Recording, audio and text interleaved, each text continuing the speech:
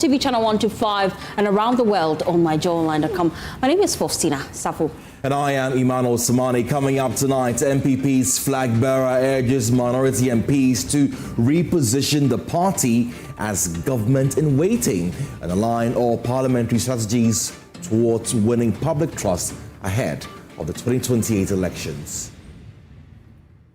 Also tonight, President John Dramani Mahama misses one-year promise to pay customers of collapsed financial institutions with over 10 billion cedis still outstanding as victims express fear the debt could be written off as bad debt by the government.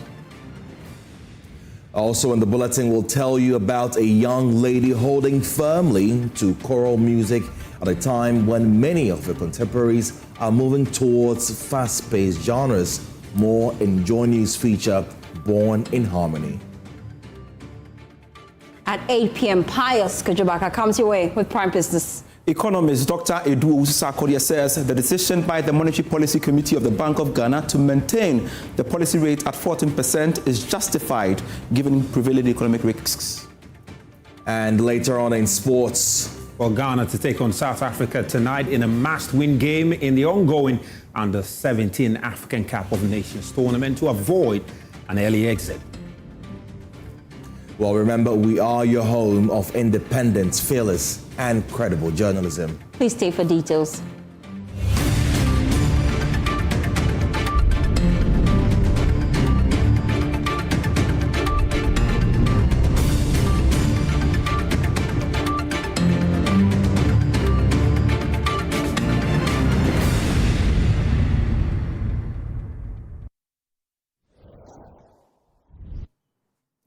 Welcome to the program.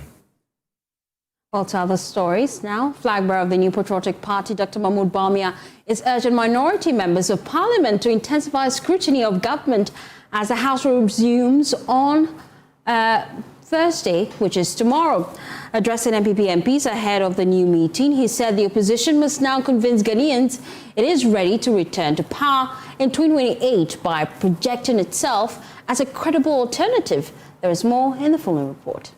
Flag-bearer of the New Patriotic Party, Dr. Mahama Bawumia, has urged the minority members of parliament to begin positioning themselves as a government in waiting ahead of the 2028 elections. Addressing the caucus in parliament before the House resumes sitting tomorrow, he said every intervention by the minority must convince Ghanaians that the NPP is ready to return to power. First, we are no longer healing. We are preparing to govern.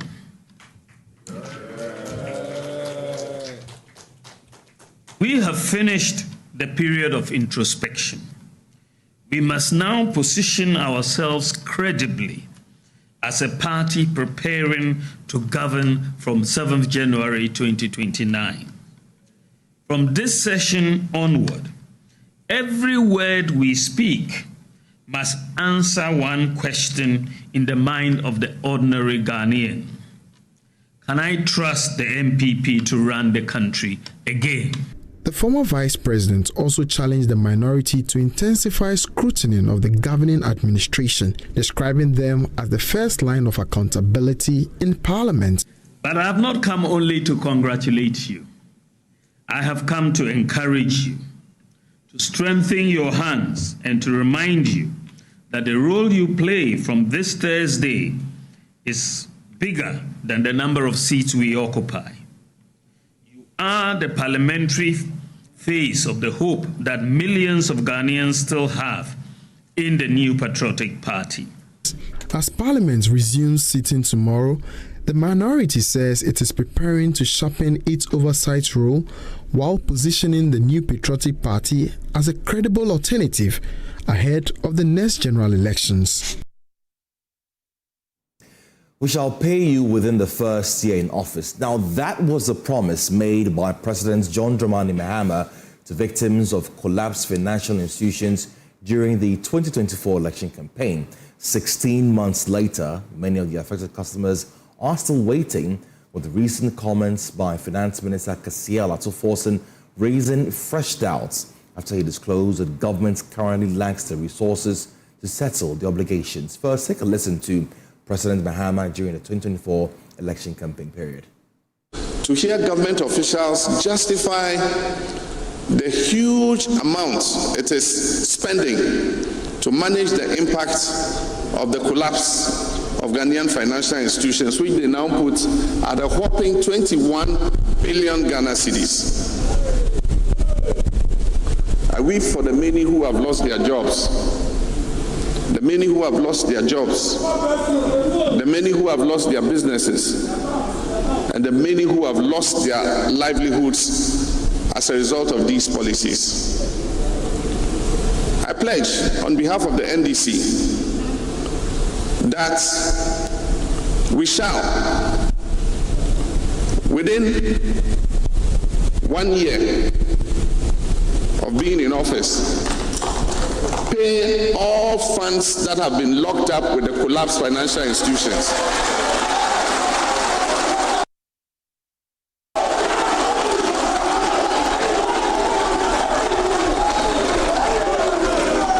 Within our first year in office, we shall pay to all the beneficiaries all funds locked up in the collapsed financial institutions. It is a promise. We shall not put together any long-term payment plan that will further worsen the living conditions of the victims. Well, the Finance Minister, Dr. Akufo-Addo Fostina, appears to hold a different view. He spoke on PM Express with Evans Spencer. Ask him about those whose funds are locked up. And this is from the banking cleanup that happened. A lot of the banks went under. It appears from this message that there are a lot of people still whose funds are locked up. They haven't received their funds. When are they going to get them? So, Evans, let me be blunt here. I have fundamental problems with this particular issue. First, government has no business in collapsing companies and taking liabilities and using 30 billion cedis of taxpayers' money to fund it. It is so wrong. So wrong. One, government isn't a shareholder. So I'm not talking of state-owned banks. I'm talking of private businesses that have collected people's deposit. And for some interesting reason, they have failed to honor the terms of the agreement they had, and that all of a sudden, the state should pay. Granted that the state is paying another 20, 30 billion. You know what will happen? I will not be able to do these allocations that I'm doing for schools, for hospitals, and all. So what is the opportunity cost? This is a country that is just coming from debt distress. Am I going to borrow another 10 billion and saddle the state with additional debt? Whilst a businessman who has collected this money and has run away? No way. Well, joining me now is Charles Yame. He's convener of the aggrieved customers of Gold Coast Fund Management. We appreciate your time here on JoyNews Prime. I just wanted to find out how many of your members have received their money. Thank you. As we speak now, some members have received some sort of payment, but when you consider the amount of money that they have locked up and the amount that has been paid to them, it is just a peanut. We are talking of people who have investment portfolio of 1 million, 2 million, 3 million, and they have just been paid 50,000 and 30,000 Ghana cedis. But how many of them do you have the figure? Yes, initially, after the validation was done by the PwC at the instruction of the Securities and Exchange Commission, the total validated claims was over 120,000. It was around 129,000. But after some payment had been made, we have dropped to around 29 to 30,000. And these are portfolios that comes with huge investments amounts. And what is your fear really, especially when government gave you assurances that they'll clear the debt? Come again, please. What is your fear really, especially because government gave assurances that they would clear the debt? Our fear is to do with the timeline that the government gave and how it has elapsed, because the government the president, the then candidate, ex-president, current president John Dramani Mahama, said that in his first year in office, he will not put together any long payment plan. He will put together a short payment plan that will see to it that every victim of the financial cleanup exercise is paid. We are into the 16th month of his government, over 16 months of his government, and nothing has been done. And considering the responses of the finance minister Akufo-Addo on the PM Express, saying it categorically that the government had no business in paying such amount, it's quite worrying. It's quite worrying. What's your next line of action? We are serving this as a reminder to the president. In any case, we have not heard from the president on this matter after he promised and took over office as the president. Even though we have written letters to him and we have followed it up and we have not received any response, we are serving this as a reminder to him that people are still hoping to see him honoring his promises and pledges. And as soon as he comes out, it will be better for all of us. And our next line in action is simple. If the NDC government led by President Mahama decides to position themselves just as the NPP government led by the President Akufo-Addo did, we will approach them with a series of protests and demonstrations just as we did with the previous government. Thank you, Charles, for your time. Away from that. Thank you, too. Thank you. Well, to some more news tonight, the New Patriotic Party says it is worried about the whereabouts and condition of its Bono regional chairman after he was not brought to court by officials of the Bureau of National Investigations. The General Jurisdiction Division of the Accra High Court adjourned hearing of his bail application to 21st May 2026 for further arguments. Speaking to journalists at the court premises, General Secretary of the party, Justin Kodia-Frimpong, questioned the handling of the case. Here's a report put together by Fatal Bayaga. The New Patriotic Party members arrived in court hopeful that their bail application challenging the Circuit Court's decision to remand the party's outspoken Bono regional chairman into custody would be heard. However, the prosecution prayed the court for an adjournment to enable it familiarize itself with the application to file an appropriate response. The applicants opposed the application, describing it as unnecessary and out of order. The prosecution, however, maintained that it needed time to consult investigators to enable it properly respond to the application. The court subsequently granted the request and adjourned the hearing to tomorrow. The NPP, however, expressed dissatisfaction with the handling of the case. Justin Kodia-Frimpong is General Secretary. After some few minutes, our lawyer, Kojo Oponkuma, told us that, surprisingly, the case has been moved from where officially it was allocated to a different court, to our dismay. And indeed, as at Friday, we are aware that the docket was sent to the criminal court too. So as to why the case was moved to a different court is something that is mind-boggling. And we are aware it's part of the gymnastics by the system to frustrate the bail application. But be as is made, the registrar, Somutu, decided to move the case to a different court with the excuse that it was an error. He also expressed disappointment over the alleged refusal to bring Abronya to court today. So, unfortunately, they didn't bring Chairman Abronya to the court.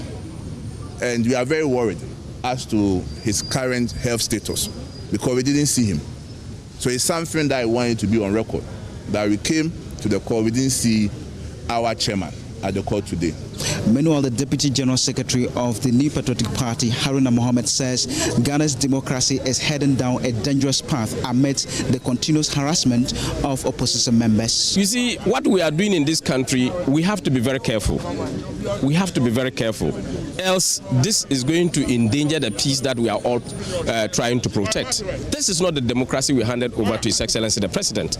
And I don't think that they are right to Abronya. But lo and behold, the judge was very firm The judge said that, okay, you're asking for 3 days. Go and study the matter and come back tomorrow. The case is expected to resume tomorrow as both parties prepare to argue the bail application before the court. Reporting for JoyNews from the Accra High Court, I'm Fatau Bayaga. Well, for more on this, let's get on to Zoom now and speak with Justice Abdullahi. He's a law lecturer at the University of Professional Studies, Accra. Justice Abdullahi, good evening. Many thanks for your time. From a legal standpoint, how unusual is it for an accused person not to be brought to court during proceedings of this nature? Indeed, it is very normal that this happens, but it's not something that I endorse, and it is not legal. It is just what you might want to call a practical difficulty in our system, which is not right and appropriate. So typically, this is what happens.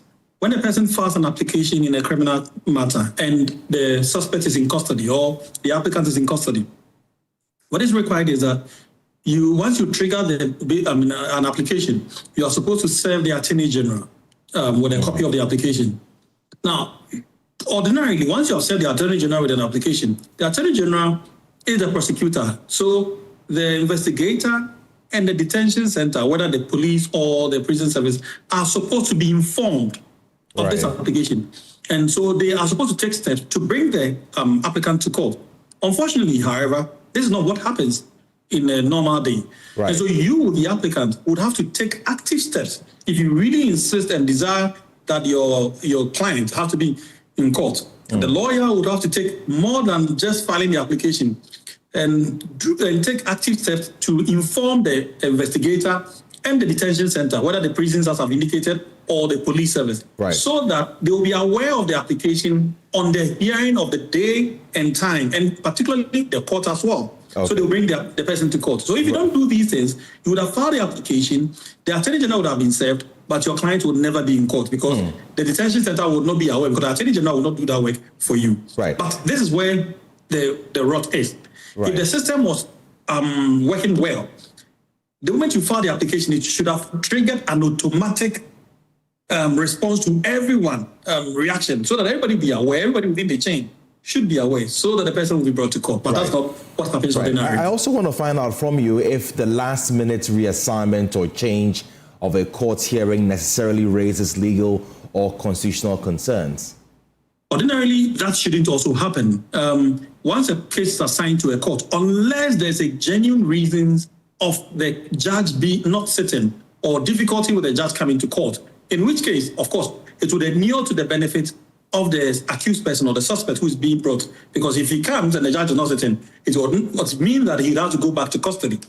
But if this is not what is happening and the judge is sitting and you change the court, it creates suspicion. It raises doubt as to the genuineness of what is happening. And so you wouldn't want to do that because it's a criminal enterprise. And the accused prepares for court, for knowing that he's coming to court A. If he comes and court B is the one sitting, naturally he thinks that something untoward is happening. And so you should never have that happening under any circumstances. Unless, as I said, the judge is not sitting, or a genuine case of the difficulty having that particular court sitting that day is the basis for changing the courtroom to a different place.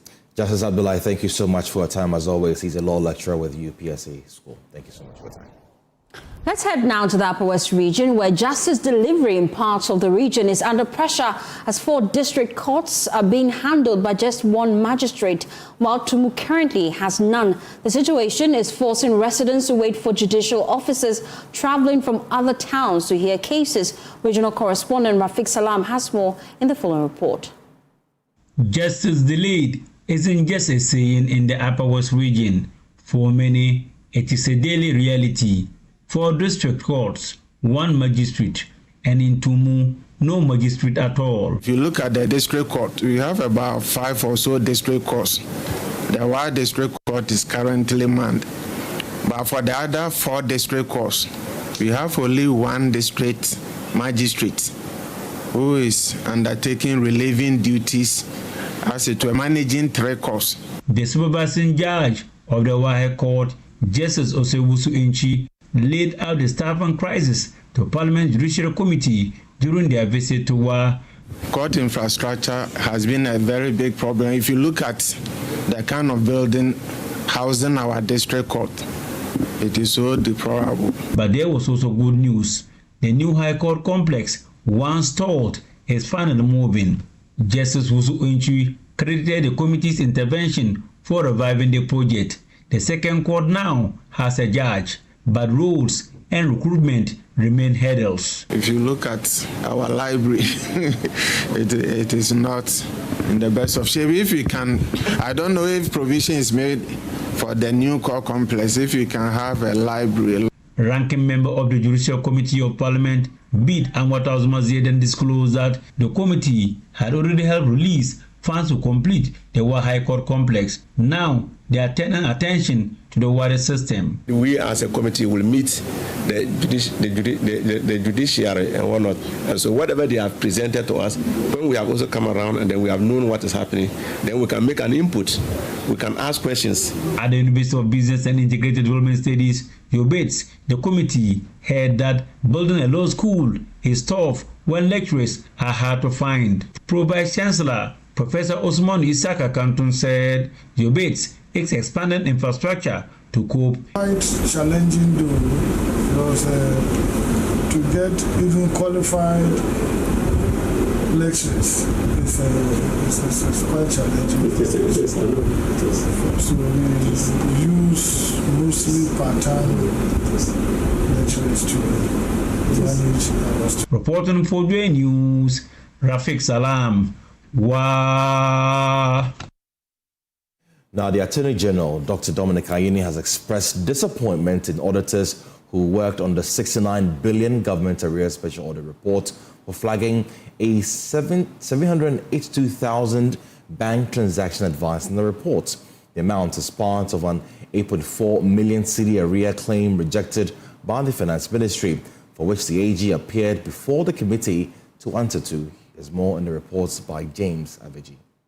The AG himself, Dr. Dominic Ayini, then took on the auditors, indicating that they had met them on meetings and indicated their position on the matter. And so he finds it quite ridiculous that they will go ahead to still indicate in this report when the matter, according to him, has been settled with the auditors and the Finance Ministry. I think part of the problem, and I'm putting this on record, because we've had to deal with issues of enforcement of surcharges and disallowances. And we are running into problems because most of the time the auditors do not consult MDAs before they put out figures.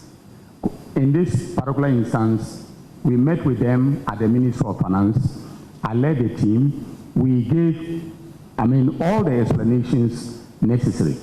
So for them to now put it in the public accounts, in the audited accounts, or the report of the Auditor General, and for me to leave my ministry and the heavy load of work that I have to do to come here and appear before this committee, I think is grossly unacceptable. The day proceeded with meetings with the senior high schools who had some infractions. The headmistress of Suhum Girls SHS explained how she had to resort to threats and even involve the police to redeem some over 30,000 Ghana cedis paid to two separate employees of the school who earned these salaries unduly. I called him on phone and he came. And he gave me a very flimsy excuse, so I quickly called the police commander to come and pick him up. He said he wasn't going to pay. And I asked him why. He said when he came, he served the government for over 5 years. He never received salary. That is why when the money came, he took it. So until government pays him that 5 years he owed before he received the letter, he wasn't going to pay. I said, okay, you can't leave before you ask government to pay you what he owed you over 10 years. So I asked the police commander to pick him up, and he sold his cow and paid. I made my accountant to look for him, and we're told he had traveled. So I traced, and I was directed to his father-in-law. So I went and told the father-in-law that I needed to get in touch with him. From Aqua Safari here in Adan, I am James Aveji for JoyNews. Away from that, choral music is often seen as old-fashioned. in this generation driven by fast-paced contemporary sounds. But for Evelyn Ampa, it is a world she continues to hold on to after growing up in a family deeply rooted in chorals. In searching for why this music still matters, she discovers a deeper connection to history, identity, and belonging. Here's a story titled Born in Harmony.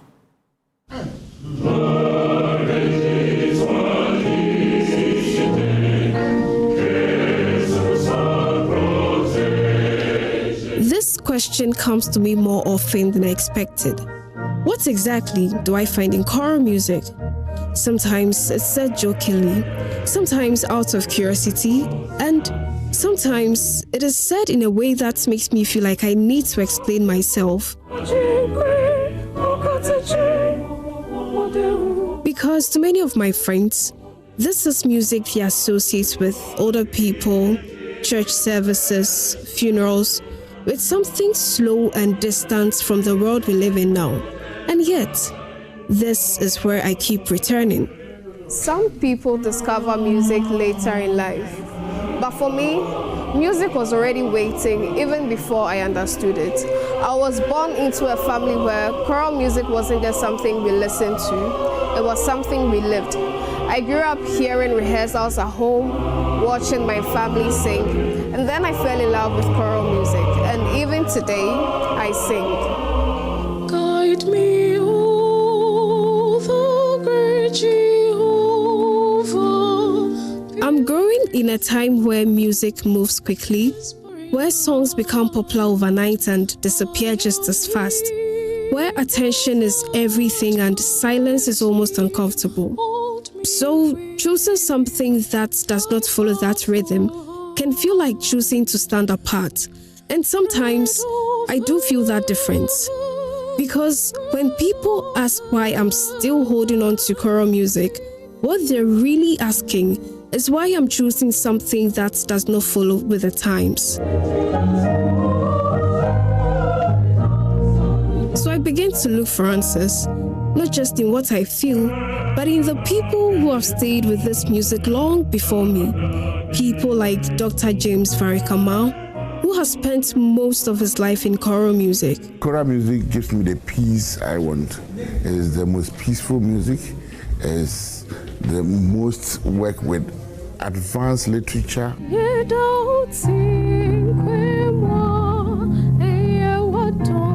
For others like Kwame Appiah Jr., it's not just about the feeling, but it's also about the discipline that comes with it. Choral music, I think, demands a lot in terms of learning. So you are made to learn every little thing that has to do with music, because you have to read music to be able to do choral music. And so there's nobody who can be in choral music without learning the rudiments of music and grow with it.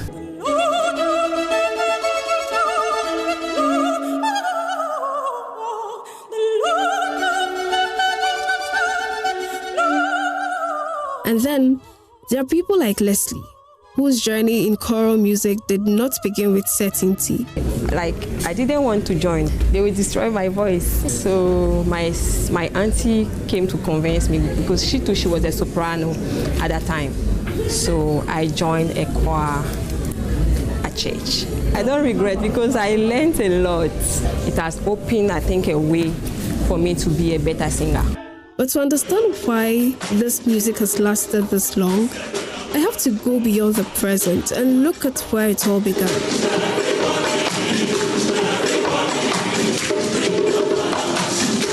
People like Dr. Benjamin Amachi-Boateng help explain that history. Before the whites came, we already had our traditional songs, which were performed by groups, especially when you go to the village areas.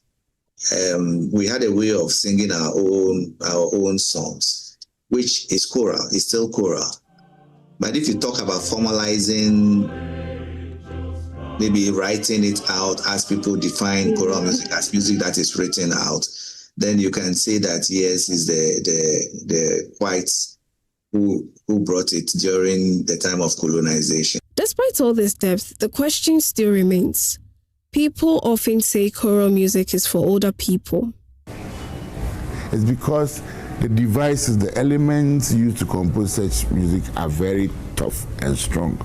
The melody, the harmony, the lyrics, everything that goes into it, the development is very hardcore. So it's very difficult to break it.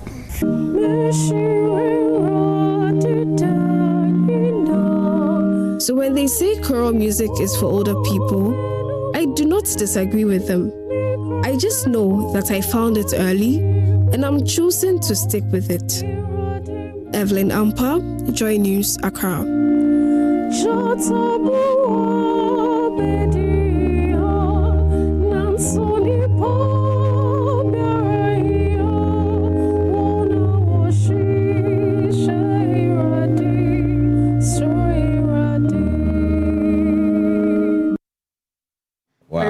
There by Evelyn. Do you like choral music? Beautiful voice, by the way. Do you like choral music? Yes, I do. I absolutely love the operas as well.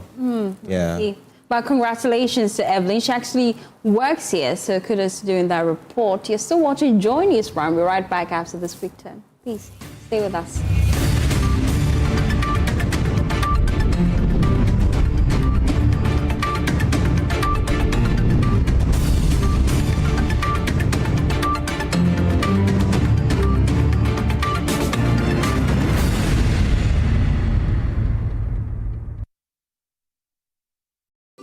Charlie, what number?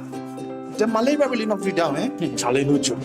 Fever, headache, vomiting, loss of appetite. I couldn't even eat my usual fufu. You and your fufu. But I hope you got tested before the malaria treatment. Yes, I did. And thanks to Malatu, I kicked out malaria one time. When malaria strikes, take Malatu, containing artemether and lumefantrine. Comes in tablets and suspension for effective treatment of malaria. Great to have you back. Thank you. No problem. Malatu is suitable for adults and children. Manufactured and distributed by NS Chemist Limited. This advertisement has been vetted and approved by the FDA. Hey, what's up? Life. It's moving so fast. Yesterday I was in class 4. Today I'm almost in JHS. My shoes don't fit me anymore. My voice is deeper. I was watching cartoons, but now they say I'm too old for that. The more things change, the more they'll stay the same. I still love you the same. Come and sit, Dad. In a world that keeps changing, Calipo still keeps making sweet memories. I still love it. Dad, I told you to have a sip, not to finish it. Calipo food juice drink, making sweet memories. This advert is FDA approved. Seeing the Prentex fabric, I like the color, texture. I chose this design that suits my body type. It means a lot to me to look good in clothes that I wear. I don't care about nobody's opinion. So Prentex. Hey! Is your tech holding you back? Feeling lost in the maze of outdated gadgets? Relax. Come with me to Configure.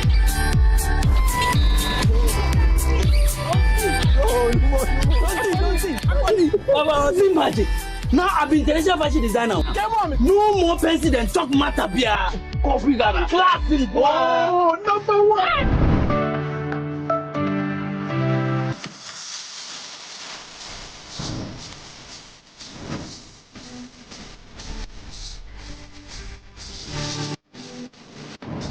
At Ghana, we don't just sell electronics, we transform your life. From office to home appliances and more, we have everything you need to step into the future. Ghana, classic one. Ghana, number 1.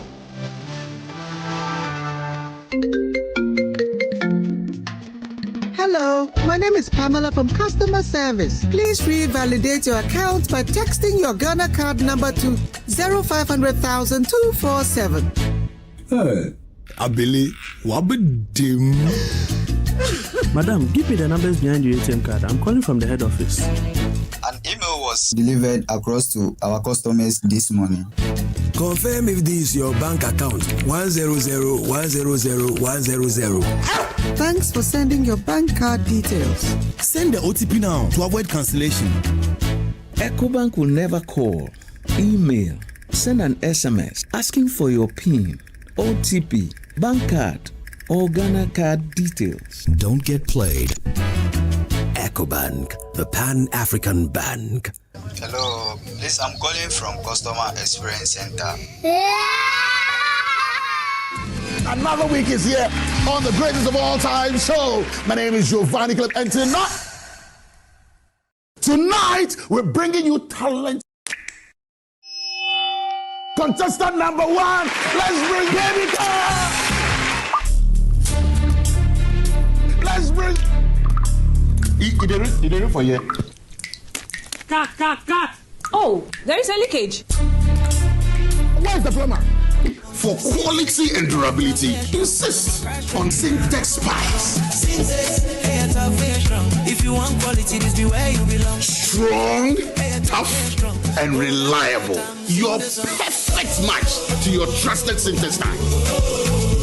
Syntex pipe, it they carry water. No wahala. Syntex pipe, it they make water they flow. Syntex, and you're strong, and you're tough. Did you know that laser can be used to help diagnose and treat your glaucoma? You can have modern cataract surgery like those done in Europe and America right here at the St. Thomas Eye Hospital. You can have modern phaco cataract surgery, retina detachment surgery, macular hole, and all kinds of laser surgeries done right here in Ghana. TMC or SUSU. But it's just to tell you, St. Thomas Eye Hospital provides total eye care for you and your family in a serene environment with world-class equipment. Visit St. Thomas Eye Hospital Surgical Center at Mathaheko or their Oxford Street branch. I say, anyway, Yentong. St. Thomas Eye Hospital, providing excellence in eye care.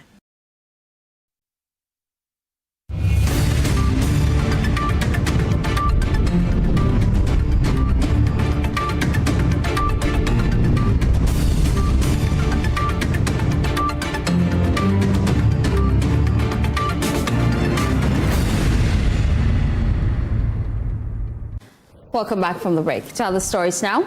Now, cocoa farmers in the KJB district of the Oti region are angry over delays in payments for beans supplied more than 6 months ago. The farmers say the situation is making life difficult for them and their families. They're now giving government 3 days to address their concerns. Cocoa farmers in the Dodipapasi Cocoa District in KJB district of the Oti region have demonstrated their anger at government for not releasing money to the produce buying companies to pay them for cocoa beans supplied to the companies since November 2025. The farmers, clad in red and wielding placards, say the delay in payment is making life unbearable for them. Some of them have been speaking to JoyNews. The president is encouraging young farmers to go, young ones to go into cocoa farming. Here is the case. As a young farmer, I have sold my cocoa to the government. For 6 good months now, my money haven't been paid to me. How do they expect me to invest again into the farming? Now, what we are looking for, and what we expect from the government, that they should come and pay the farmers, so that they will be free and fair to the government. The Muslim cocoa farmers say if things remain the same, their Eid celebration in the coming week will be gravely impacted. I want to send a small appeal to the government about the cocoa and paid money. Please, as I'm a Muslim, and then you can see we are heading towards our Eid al-Adha. The homes are crying, every family member is in a hardship. We need our money. Some of the marketing clerks have also alleged that the farmers are beginning to vent their anger at them. They are calling on government to make due what belongs to the farmers. Vivian Abuadie is a purchasing clerk at Genjesu. She has alleged that some clerks have been chased out of their communities due to the delay in payment. The farmers are threatening our lives. Our lives are staying because of that. Some of the marketing clerks have to run away from those societies. As I'm speaking right now, the farmers came very aggressive. They've locked our sheds. They need their money. Our lives are at stake. I'm pleading on the authorities. Whatever they will do, we don't understand what is happening. In a strongly worded press statement, the farmers want government to attend to their concerns in a matter of 3 days. We demand the immediate release of payment of all outstanding monies owed to cocoa farmers for cocoa beans purchase since November 2025. Yes. Now. 2. Immediate resumption of strengthening of cocoa purchasing activities. Yes. The news team also delved further to confirm the allegation that due to the delay in payment, farmers have decided not to sell their cocoa beans to the purchasing clerks. From KGB district of the T region, Peter Sanu for JoyNews. 4 districts in the Upper East region are stepping up efforts to improve access to clean water and sanitation services. District Chief Executive for Boku West, Garu, Tempene and Bulsa South have signed an agreement with World Vision Ghana aimed at achieving universal water, sanitation and hygiene coverage by 2030. The partnership is expected to strengthen access to safe water and improve sanitation conditions in the affected communities. Albert Sore reports.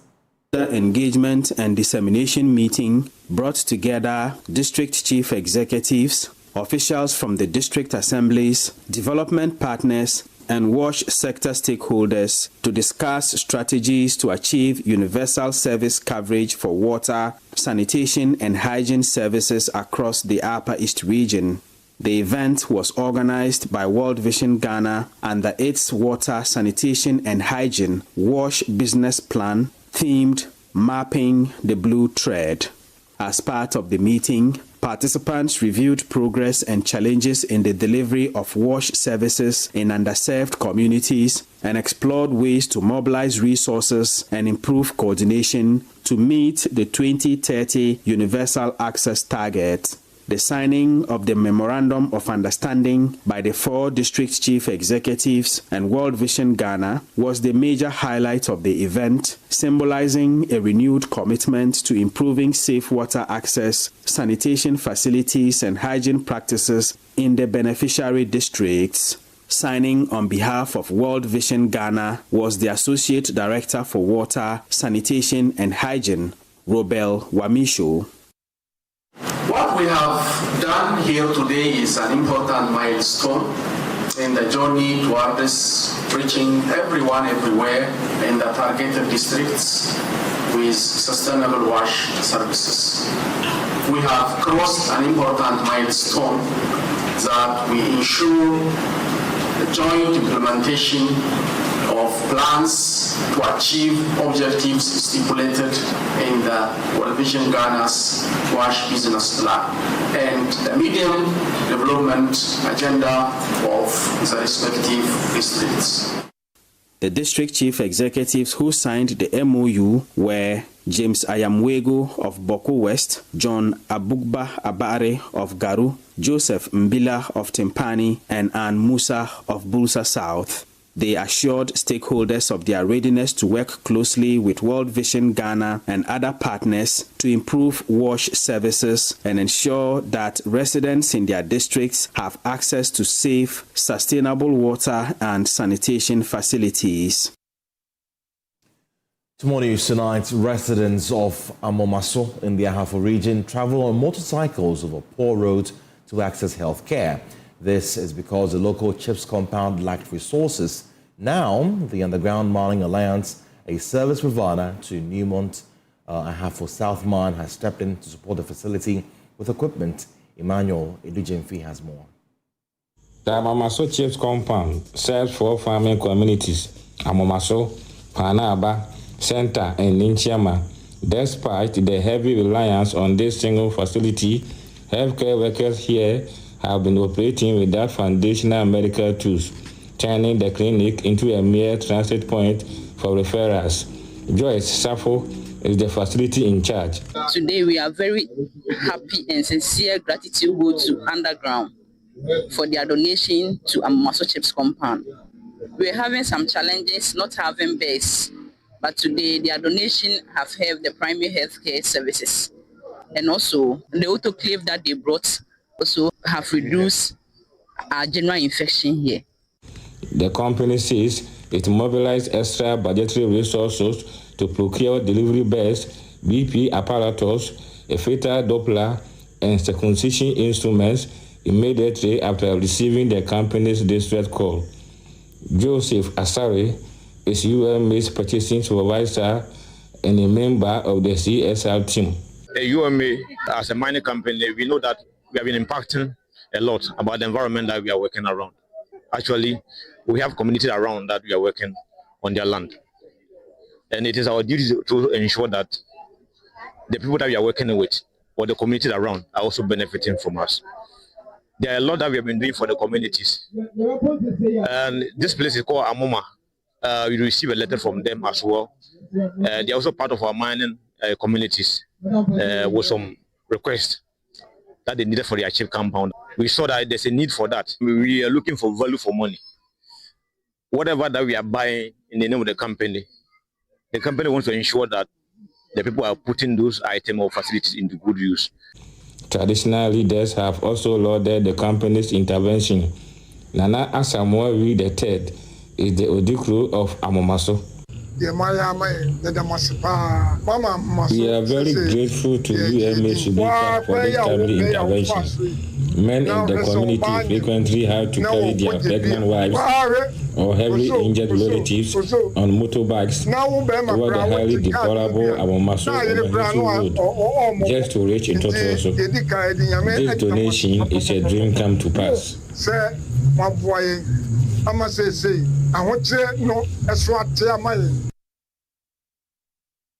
Away from that, 4 years ago, Wild West was widely associated with poverty and poor infrastructure.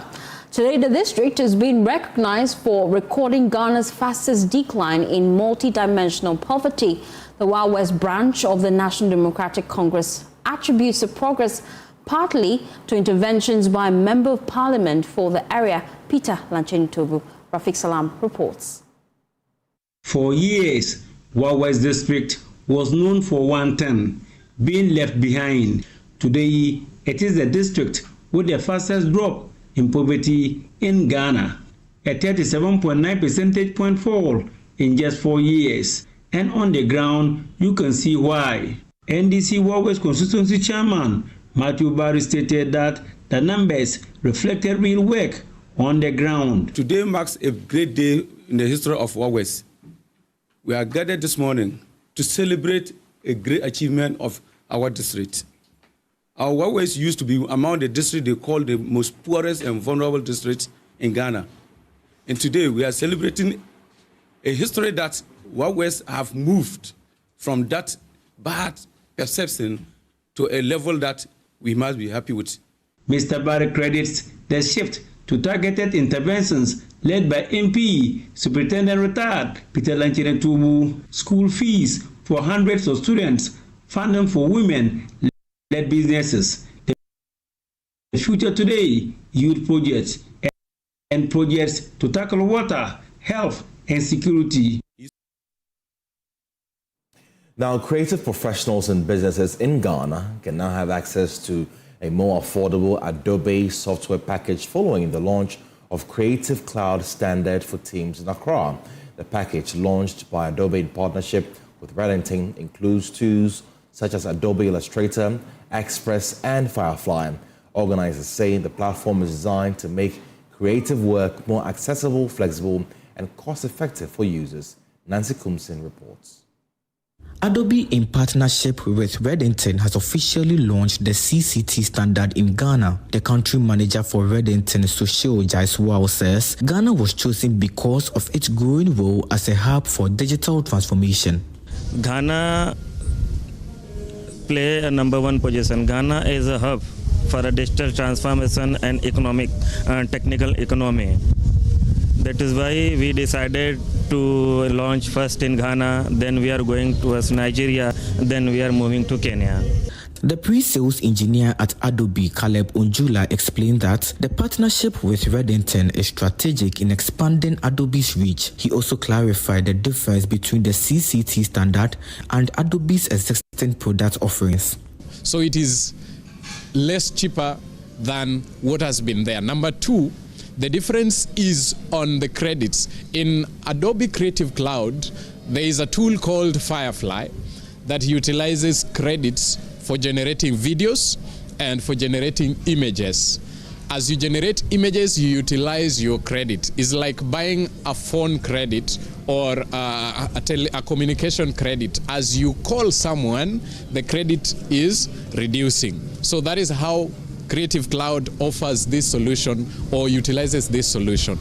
So Creative Cloud Pro have been having more credits as compared to the one which is being launched today, which has a lower credit number.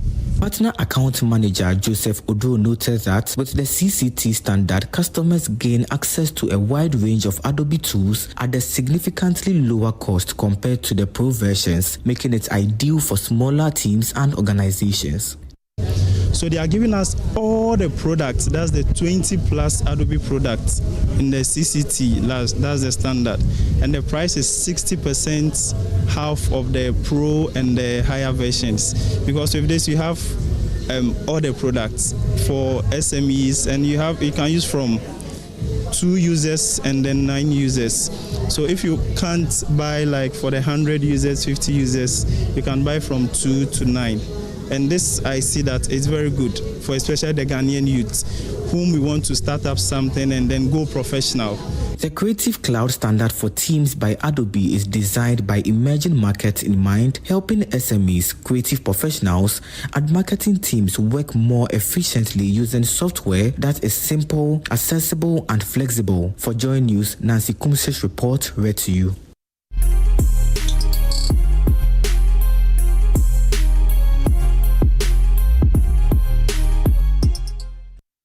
Well, it's time for Showbiz, and Irene is in the studios with us. Irene, how's it going? Good. How about you? Not bad. Oh, thank you. I was trying to, mirror you from yesterday. You rocked that double-breasted, so I thought, well, let me also rock my double-breasted, so we'll, clash today, but... So what's up tonight? All right, so it's that time again where I take you into the world of entertainment, where Ghanaian songwriter and singer Kwame Eugene is lamenting. According to him, when you are mentioning people who write good songs, you can't leave his name out. But TGMA has decided to undermine his efforts by not recognizing his songwriting abilities. And what even hurts him the most is the fact that they just ended TGMA. He didn't receive any nomination, not to talk about award. And he is saying that if we were to leave it in the public's hands, they would have nominated him and even given him an award for Songwriter of the Year. And so TGMA has failed him.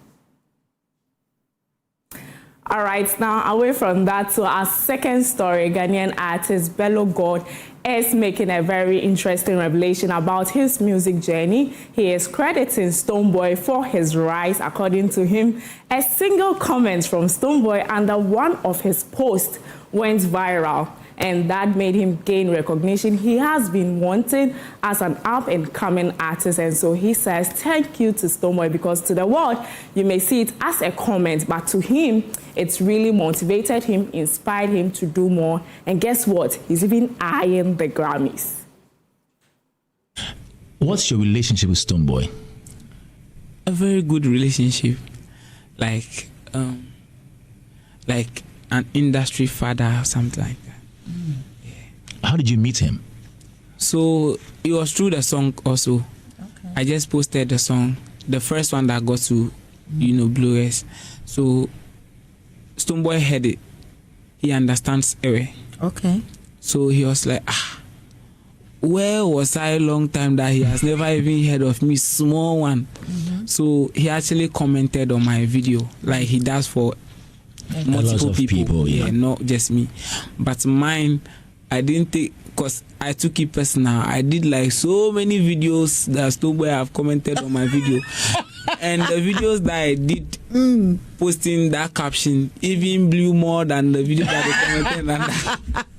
Because of the Stonebwoy factor. Because of the Stonebwoy factor. So I used to be like, if you see Nigerians, if one artist even do full stop for their comment section, come and see. So like when I go to comment section of other upcoming artists and artists comment and they just come and reply and that it ends there, I'll be like, oh, this person never find my work. So the day that Stone, like, so me, I was thinking that maybe like artists that maybe like a little bit upper than me will be the people to start commenting before, and even you know it can just skyrocket straight to stone, and that even had, you know, that was like a validation for me to know that okay, I'm doing the right thing. Because imagine doing something you've never done, nobody have taught you, you are just doing it knowing if it will work or if it wouldn't. And somebody that has done that thing for decades has commented that he go far. Wow. Right now, self as I they prepare for I go take Grammy. Whoa. The speech I will do on a day. All right, so we wish him well. I mean, we are all waiting till that time. But now I have a final story coming up. CEO of Crown Peak Holdings, Dr. Kwabena Ewa, has announced his favorite top Ghanaian musicians. So first on the list, he says, is Yano Muntie of Brafwa. And second on the list is Sarfo. He made this revelation in a yet-to-air episode of the Career Show, which is scheduled for Saturday, 23rd of May at 4 p.m. on Joy Learning TV and 6:30 p.m. on Joy News. So Brafwa. Oh, you love Brafwa? Absolutely. I mean, which of his songs do you like? Well, Brafwa has a song, Ghana for Mumameti, Radio, Katechi, Jamu, you know, Yanum, that's Yanum. Yeah. Okay. For us hip hop historians, which I like to refer myself, Brafwa has the greatest rap album ever, Paimuka, his first album. It's the greatest hip hop album we've ever had. It will be the greatest ever. I can listen to our album for a year, non-stop. I grew up with this song. This was Paimuka was right about when I was in junior high school then.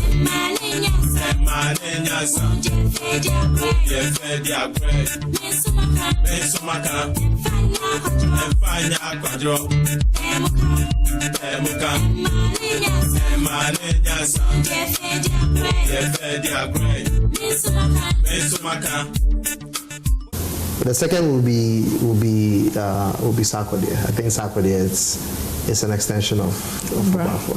Yeah. Actually, Adonai is a song that every time that I'm on a flight, when I'm landing, when the flight is landing, I have to listen to Adonai. Wow. It's kind of like it's like my good luck charm. I have to listen to Adonai. So every flight that I'm on, it lands with Adonai.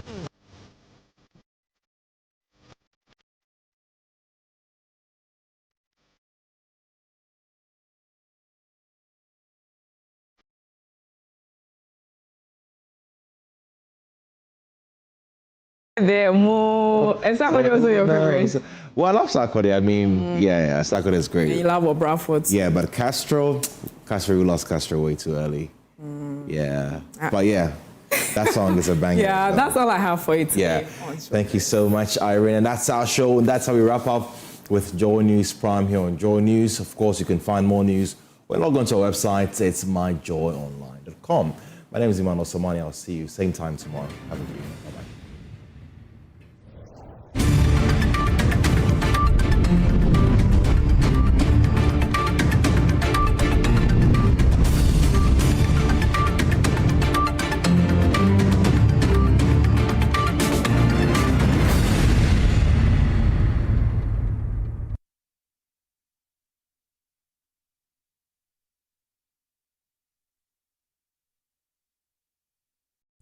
Let's talk hemorrhoids. Hemorrhoids are normal structures located in the anus of all mammals.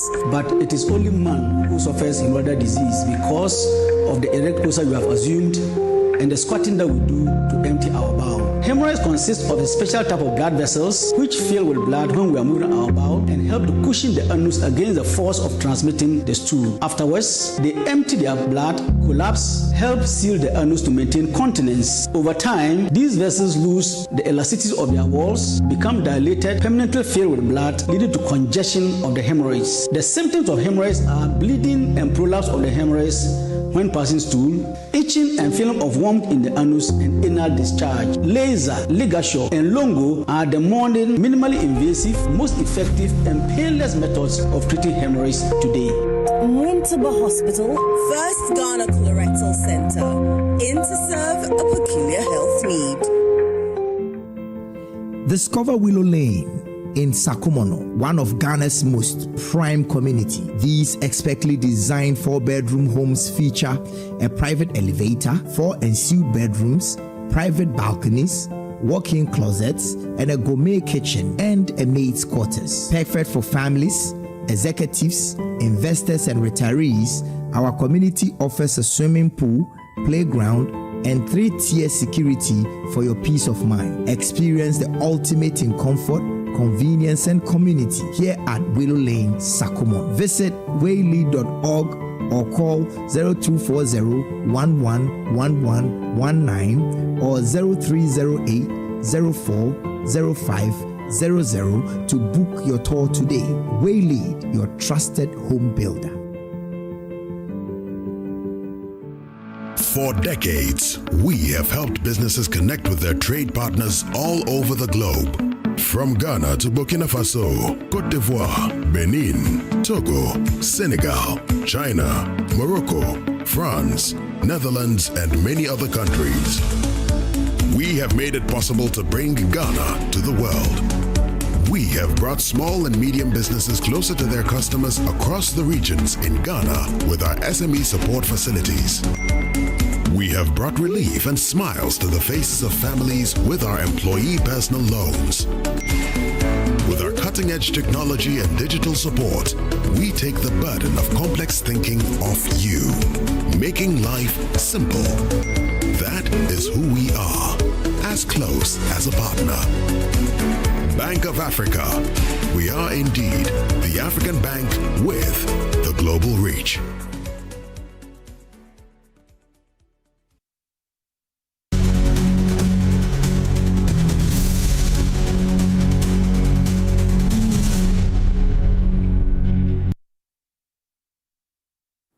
Hello, good evening, everyone. Welcome to Prime Business. I am Pius Kojobaka. And looking at our stories, Governor of the Bank of Ghana, Dr. Johnson Isiama, says the country is unlikely to return to the period of persistent cedi depreciation as ongoing economic reforms continue to strengthen confidence in the economy. Addressing the media after the Central Bank's 130th Monetary Policy Committee meeting today, Dr. Isiama said recent gains in the foreign exchange market reflect stronger economic fundamentals and coordinated policy interventions. Addressing the media at the announcement of the policy rate, Dr. Isiama said recent gains in the foreign exchange market reflect stronger economic fundamentals and coordinated policy interventions. So it's not surprising at all. We are doing everything we can to stem excessive volatility. The good part of it all is that we have the buffers. We are building on a daily basis.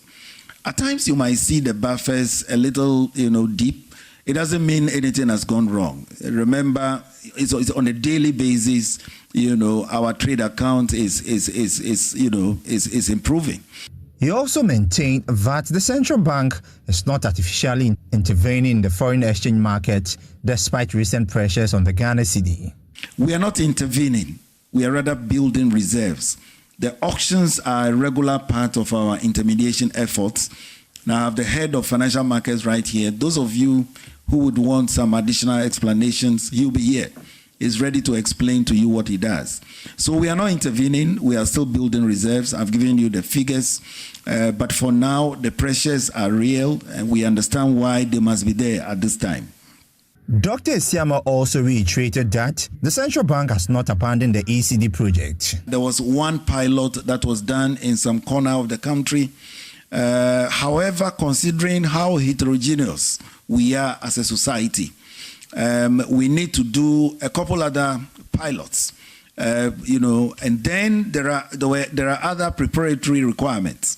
Cybersecurity, for example, is a big part of that project.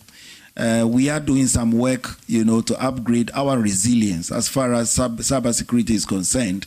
So we haven't abandoned that project, just that we want to spend more time on the preparatory requirements, the preparatory stages before we roll out. The governor of the Bank of Ghana, Dr. Johnson Isiama, also maintained that the non-performing loans ratio within Ghana's banking sector is expected to decline further as new regulatory guidelines begin to take effect. We have already issued a number of guidelines to commercial banks on these NPLs. The deadline is end of 2026. We expect that the rate will go down further. But note that the ratio we mentioned is the gross.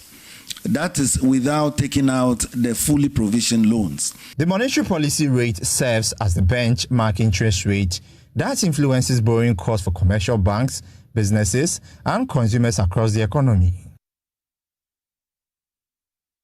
And more importantly, we do know that the policy rate has been kept at 14%. And on the back of that, senior lecturer and executive director of the Center for Policy Scrutiny, Dr. Edu Sarfo, says the decision by the Monetary Policy Committee of the Bank of Ghana to maintain the policy rate at 14% is justified, given prevailing economic risks, including escalating geopolitical tensions in the Middle East. Speaking earlier on Business Live, Dr. Edu Sarfo explained that the central bank's decision is aimed at sustaining the disinflation process and safeguarding macroeconomic stability amid growing external uncertainties. I mean, the inflation in Ghana is not too high or is not rising fast to warrant an increment in the policy rate. In any case, one would expect a reduction in the monetary policy rate from 14 to maybe 12. But the governor has also given an indication of the risk ahead. The geopolitical tension poses serious risk to import bills feeding into inflation. You also mentioned the second wave effect of inflation. That is, when inflation is high, workers will agitate for higher wages to keep their real wage the same. So when workers succeed in negotiating for higher wages, producers will also increase their prices so that they can maintain their profits. So he was also careful about the second wave of inflation, second effect of inflation. So these two reasons have been given as the rationale behind the maintenance of the monetary policy rate, no increment, no reduction. They want to assess situations, but which I agree with them. So hopefully by July, the war will be over, and then we all know, someone will say our smoothness level, will know what will happen, whether they have to adjust it or not. Away from policy rate matters, the Ghana Revenue Authority has locked up building materials manufacturing, Nyankuton Materials and Hardware Company on the Accra-Oyarifa Road for non-com issuance of value-added tax. The operation today is part of efforts by the authority to ensure full compliance with the country's tax administration laws. Here's a report. The day's operation is a continuation of the ongoing efforts by the Ghana Revenue Authority to clamp down on tax defaulters across the country, especially businesses failing to issue the value-added tax invoice. The hardware and building manufacturing firm, Nyankuton Building and Hardware, has been closed, and the manager is being invited for further interrogation after operating without registration with the GRA. According to Accra Area Manager of Compliance at the GRA, Joseph Annan, the authority will do an assessment and ensure the right amount of tax is paid to the state. We came down to Oyarifa, Nyankunton Building Materials. They are into hardware, nails and the rest. And for them, no records at all. Nothing. Nothing to even lead us to something. So we have invited, in fact, we are taking the gentleman we met, who is a Chinese, to our office for further interrogation because we need records to work with. We have sealed off the place, and at the end of the day, when we have interrogated him, then we will know which direction to take. The Ghana Revenue Authority and the team also engaged a Chinese restaurant operating in the airport residential area, issuing VAT invoice in Chinese language to selective clients. Here's Joseph Annan again. Bayou Villa. They are also into, it's a restaurant. They are also into selective issuance. And for them, they are issuing in Chinese. The receipts are in Chinese. And if you look at our Revenue Administration Act, Section 20, spells it out clearly that this country is an English, the official language for this country is English. So when you are keeping records, you must keep the records in English. Well, when you go to Section 27 of the same RAA, it tells you that when we talk about taxpayers keeping documents, it includes receipts, invoices, vouchers, sales records, and the rest. In Oyarifa, the team also inspected Stone Depot, which is issuing the electronic VAT and has been compliant so far. In a bold push to transform Ghana into a digital talent powerhouse, Trade Minister Elizabeth Ofusui-Jare is leading high-stakes talks with Chinese tech giant Inspire to launch a partnership and the government's flagship 1 million coders project, an ambitious initiative aimed at equipping 1 million Ghanaian youth with skills in software development, AI, and emerging technologies. Anna Sabit has more. In the industrial hub of Jinan, Ghana's Trade Minister Elizabeth Ofusui-Jare walked through the sprawling manufacturing facilities of Inspire, a tech giant known for its advancements in cloud computing, AI, and servers. The mission, not just to observe, but to build. Speaking to company executives, the minister revealed Ghana's interest in forming a joint partnership with Inspire to power the government's flagship 1 million coders project, an ambitious initiative aimed at training 1 million young Ghanaians in software development, artificial intelligence, and emerging technologies. We are at Inspire in Jinan. It's a huge technological company. We are here to see how Ghana can collaborate with them. They've also heard about the 1 million coders. They are interested in training and also seeing how we can create jobs after the training, because they serve a lot of companies. And we think that if we collaborate with them, it will go a long way into helping our young people to get top-notch knowledge in AI and also find jobs thereafter. She spoke about liaising with the Education and Communications Ministries to help make this a reality, adding that she's concerned about job creation because that is the president's biggest priority. I will liaise with the Minister for Education and the Minister for Communication.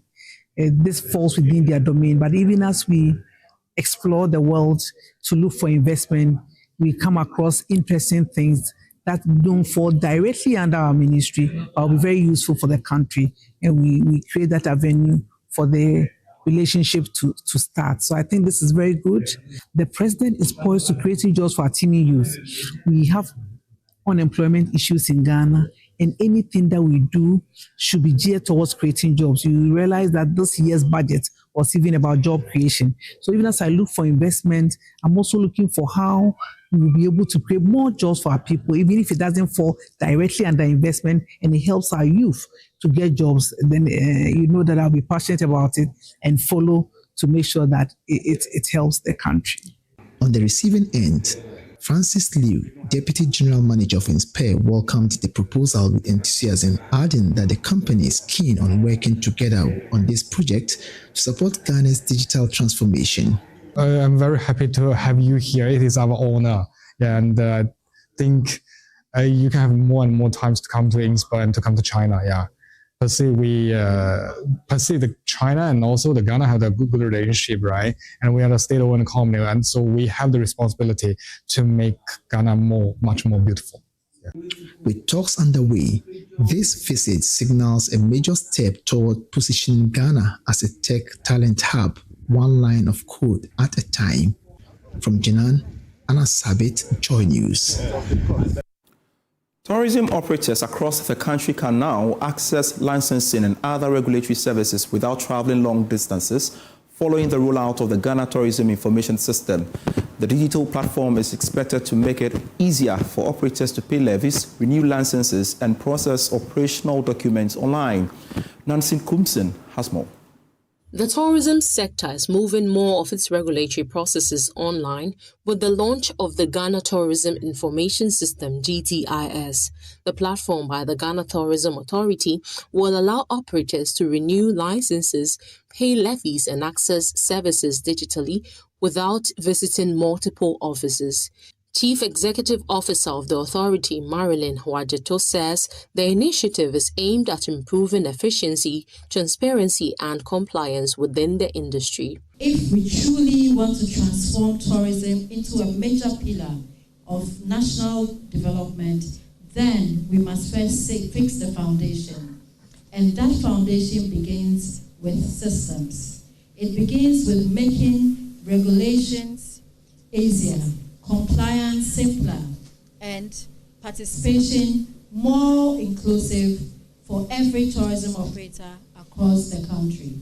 Isaac Paul Alote, Chief Executive Officer of Fidasmo Technology Group Limited, developers of the platform, assured users that measures have been put in place to protect customer data and secure the platform. As a data compliant institution, we have regulations by the Data Protection Commission that we had to implement to make sure that every user who comes onto the system is protected by their data.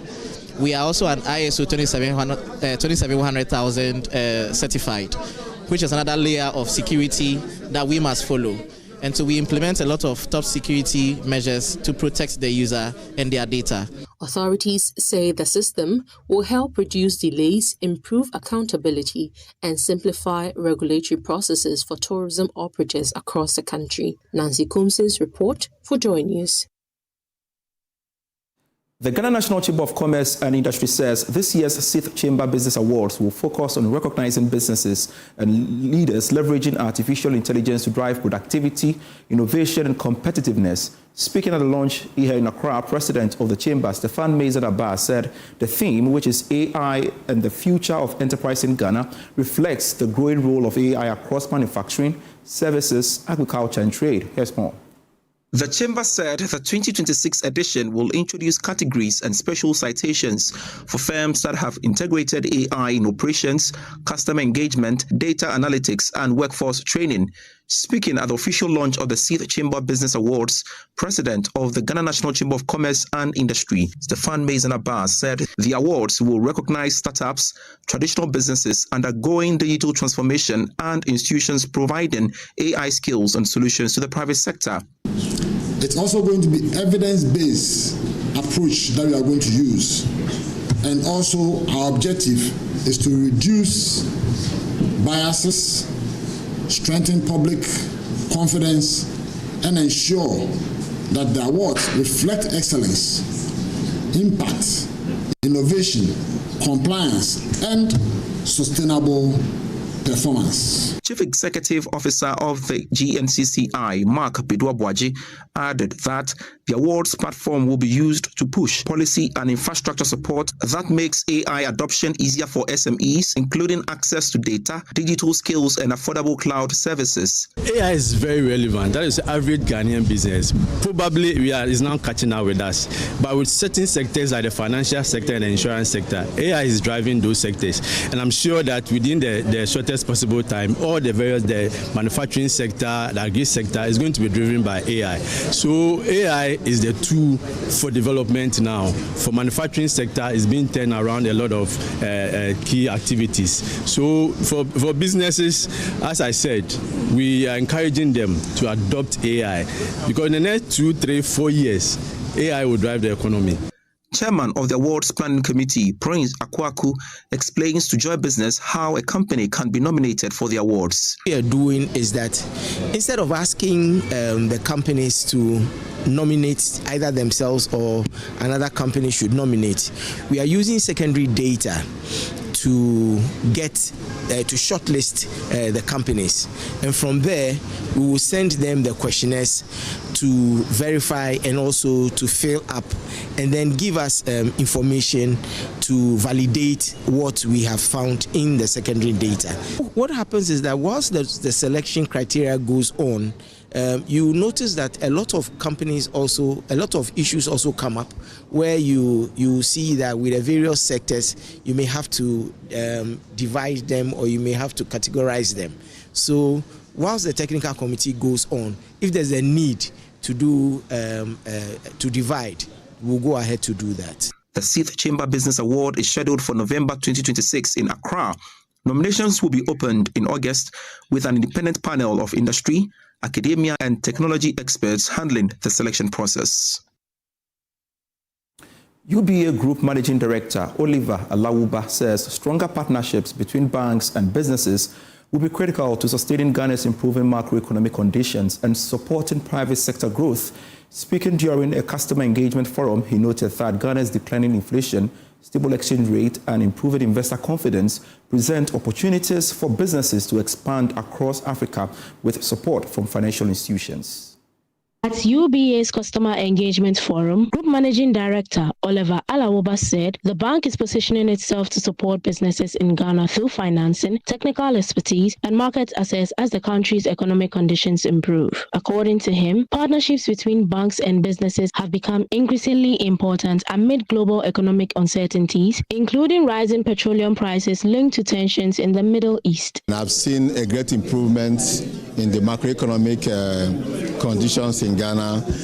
Interest rate is low, exchange rate has moderated very well, the inflation rate is all-time low, confidence has restored, the rating agencies have improved Ghana's rating to B, so everything is looking good for Ghana. And so this is the time to begin to think about what do we do to sustain these current conditions of improvement in the macroeconomic environment. And one key thing to be done is private partnership.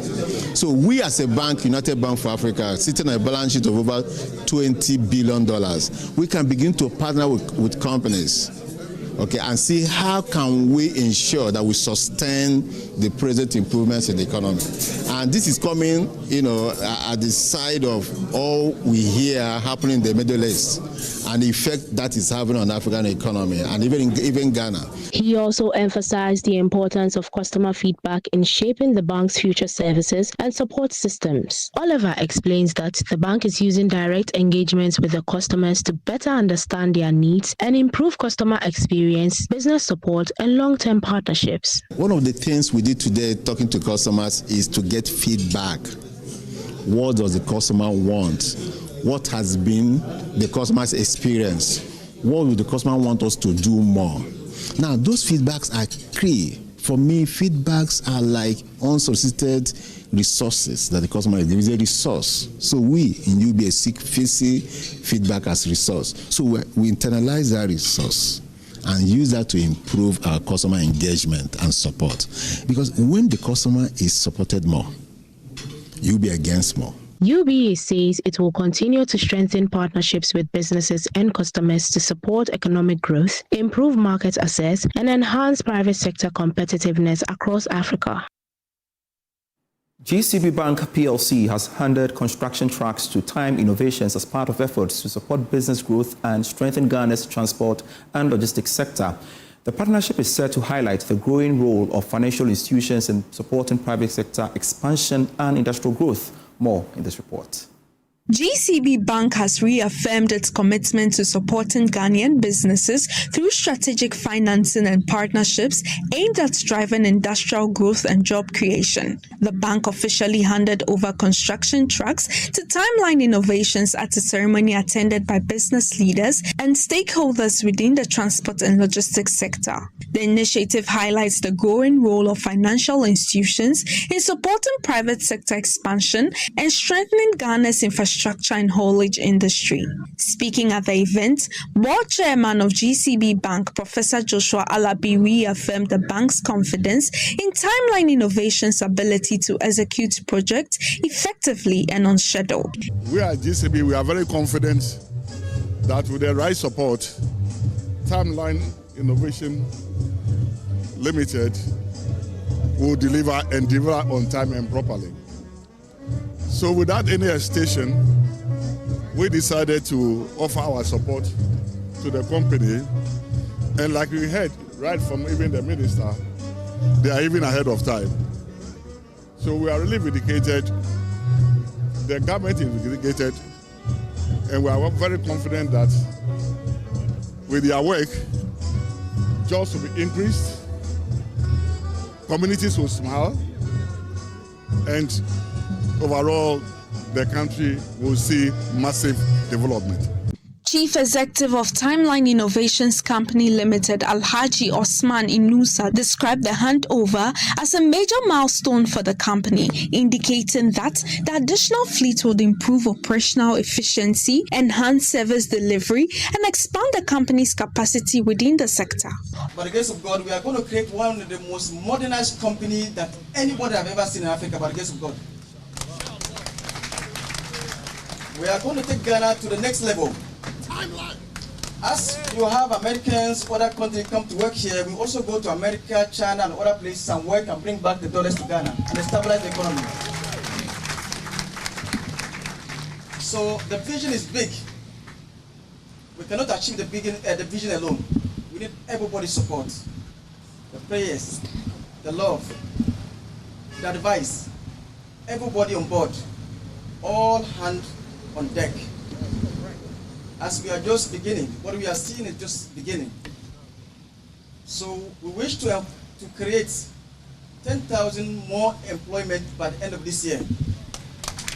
Officials say the investment is expected to not only improve logistics operation, but also contribute significantly to business expansion and job creation within Ghana's transport and construction industry. This is still Prime Business. M-Copper Ghana has launched its Ghana Impact Report, highlighting the company's achievements, contribution to financial inclusion, and economic empowerment efforts across the country. The report launch also marks a major milestone for the company for reaching 1 million customers in Ghana. Details in this report. Customers, partners, and stakeholders to reflect on the company's journey and growing impact in the lives of many Ghanaians. Speaking to Joy Business, General Manager of M-Copper Ghana, Chioma Agogo, expressed excitement over the company's achievements, especially the milestone of reaching 1 million customers. If we go back to how we started in 2021, where we were just 8 employees, and you think about 254 employees in 4 years, over 3,000 agents, it's such a huge milestone. And then finally, 1 million customers. And most of that growth happened in the last 2 years because of our exponential expansion and densification to all 16 regions in the country. So it goes without saying, we're excited, we feel blessed, and most of all, listen to our DSR Peace and our customer Ishmael today. We know that we're definitely doing the right business because we are creating impact not only for ourselves as employees, but also for our customers and agents in Ghana. She also reviewed that understanding customer needs has been one of the key driving forces behind its growth and success in Ghana's fintech space. I would say in order to dominate, you definitely have to have the solution to the problem of the customer. And that's what we keep doing. What does the customer need? And where can M-Copper come in to provide that need? So to give you an example, we definitely look forward to a time when our app becomes a one-stop shop. People want to be able to go into an app, not just to pay for their product or service, but to be able to do other things. Maybe pay for water, maybe pay for electricity, maybe buy data, maybe pay for insurance, all of those types of things. Those are things that we're looking to do over time as we keep doing our surveys and hearing back from customers and fulfilling the needs of the Ghanaian customer. Customers who have benefited from M-Copper services also share testimonies about the positive impact the company has had on their lives and businesses. They expressed appreciation to the company for its continued support and dedication to improving customer experiences. I've been in M-Copper for 3 years now, and so far, all the phones I've used are from M-Copper. So, I thank God I'm part of M-Copper family.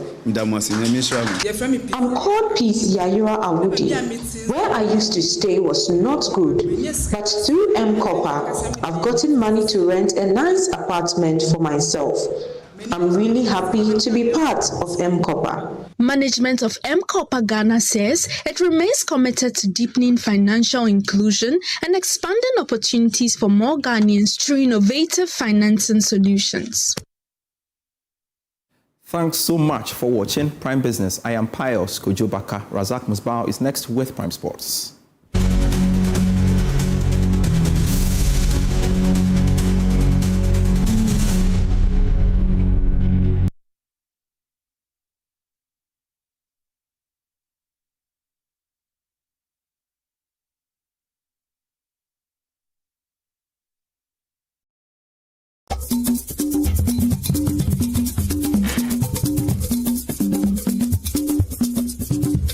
Mokwanu gede be nyakponu yo mielola gado yi la eja egoma tso moxexe ɖe enu dzi.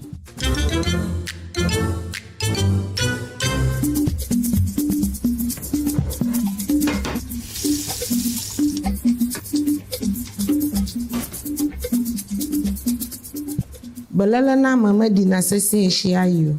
Enye belele ŋudododo kple nu sue wɔwɔ nyuie. Jofa dada nonu ja egome tso nye kple wo belele besha beji.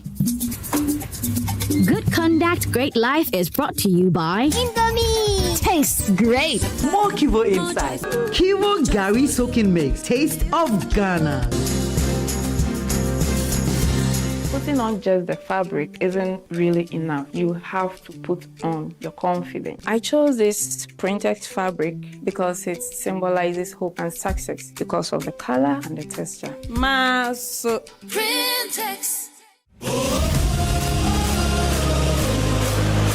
From Africa to football's biggest stage, you are invited to be a part of it. Feel the rush, the passion of every moment. Don't just watch the game.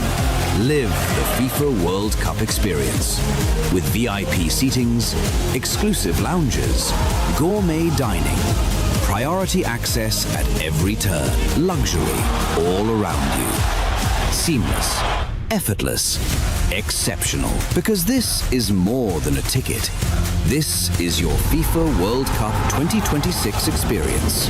Brought to you by Match Experience Hospitality. Call 055 155 1119 or visit matchexphospitality.com to secure your packages or walk into any Absa Bank branch, our official banking partner, for more information and payment.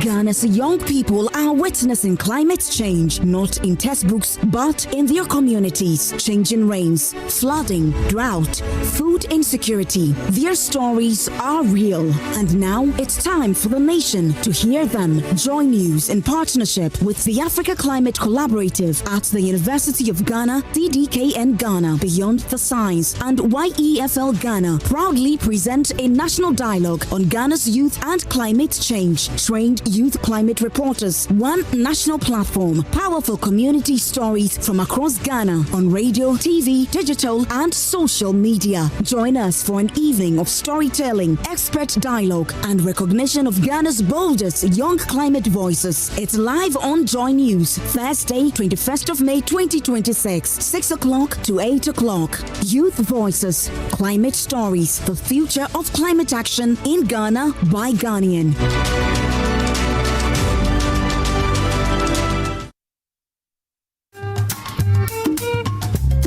We were living in one of the pavilion behind. Later that we had this new building. Then we now moved to the new building. You did a lot. They have come here and asked us, and they have continued our 6-unit classroom building.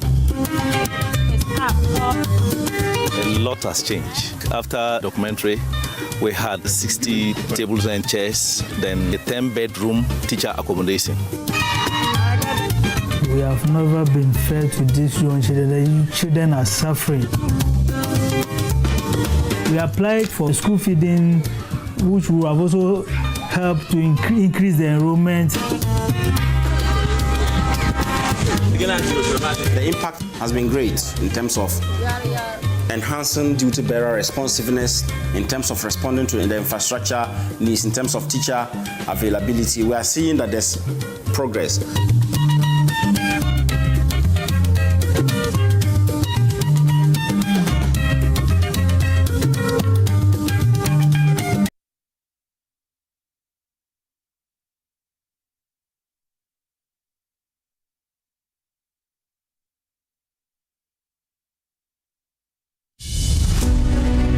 The law affects everything, your job, your home, your rights.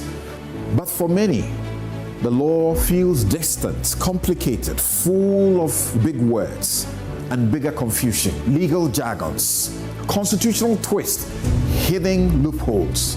And sometimes what seems simple is far more complex than it appears. Even if he's a tenant, but he conducts himself as if he's the owner, he has automatically stated to you that you are no more the owner.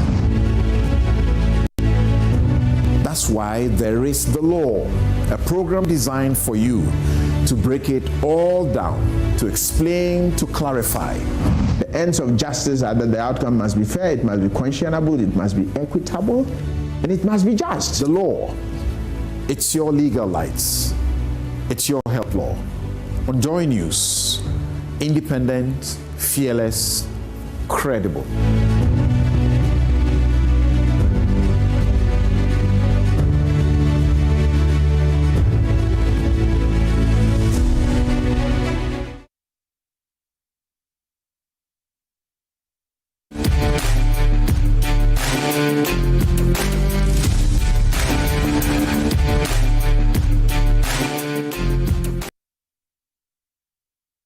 So welcome to Prime Sports with Miros Akufo-Addo, and currently ongoing is the game between Ghana and South Africa. It's the Under-17 African Cup of Nations tournament. Now, Ghana is playing that final group game, needing to win it, else they will suffer an early exit from the tournament. Now, qualifying to the semi-finals of that very competition will also guarantee a place in the Under-17 World Cup, and the team is looking to make it there. That game, as we speak, is underway, and as at half-time, the team was leading by 2-0. I've got my colleague Joseph Ayenga-Walter, who's been monitoring that game, to bring us the latest and to help us better appreciate what a win in this game would do for Ghana. Ayenga, at the moment, as at the time we come to the studio, what was the scoreline? The scoreline is now 2-1 against South Africa. They just equalized right after from the break. And look, I personally feel like we shouldn't let it slip, because if we let it slip, Ghana will be on the verge of missing out on the World Cup qualification. And if that happens, it becomes a huge indictment on our football development, because for a very long time we've struggled to find ourselves in the U17 AFCON or World Cup, and this is the time. Look at the squad depth. Ogum has been preparing the team for some time now, and look at the number of matches they've played. They've outdid their opponents, and you don't expect the team to fail or miss out qualifying. It's going to be a huge embarrassment to Ghana football. So that's what I personally... I mean, we saw them in the game against Senegal, even in their first game against Algeria, where they drew 2-2. The first game gave a lot of people an idea of how good the team is. Yeah. But the game against Senegal was quite a disappointment, because even Senegal were a man down. The team struggled to even find the back of them. They ended up losing the game. That's why they find themselves in this complicated situation where they have to win at all costs to advance to the next stage of the competition. And we're just making the point about them qualifying to the World Cup. I mean, you have been familiarizing yourself with the players. How good is this team? And in the event they're able to qualify to the next stage, how far do you think they can go?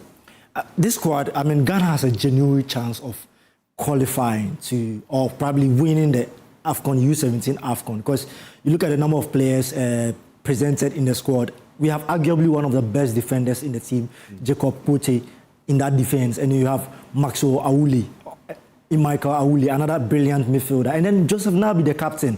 There's no doubt he's one of the best players currently on the books of AC Orsens in Denmark. These are players that European teams have already poached before they turn 18, before getting to Europe. And so you'd expect that the coach is able to assemble them, make very good use of them, play them to their maximum potential, allow them to express themselves on the pitch, and also be themselves when on the pitch, but rather not intimidate or perhaps frustrate or instill fear in them. And I think against Senegal, the team were very hurried in terms of passes.